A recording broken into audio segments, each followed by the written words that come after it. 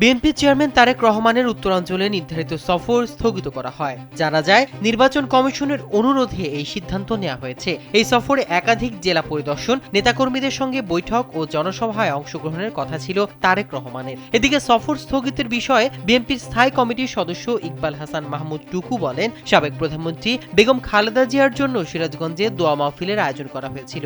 এটি কোনো রাজনৈতিক কর্মসূচি নয়, বরং সামাজিক আয়োজন ছিল।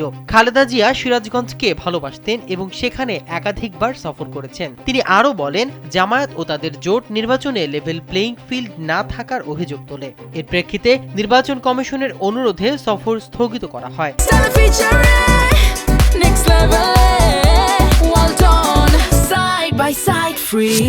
বিএনপির ভোটাধিকার ও অর্থবহ নির্বাচন চায়, কারণ অন্তর্বর্তীকালীন সরকার দীর্ঘমেয়াদে দেশ পরিচালনায় সক্ষম নয়। জনগণের ভোটে বিএনপি ক্ষমতায় এলে ফ্যামিলি কার্ড, স্বাস্থ্য কার্ড, শিক্ষা কার্ড সহ 31 দফা বাস্তবায়নের মাধ্যমে একটি উন্নয়নশীল কল্যাণ রাষ্ট্র গড়া হবে বলেও আশা ব্যক্ত করেন তিনি।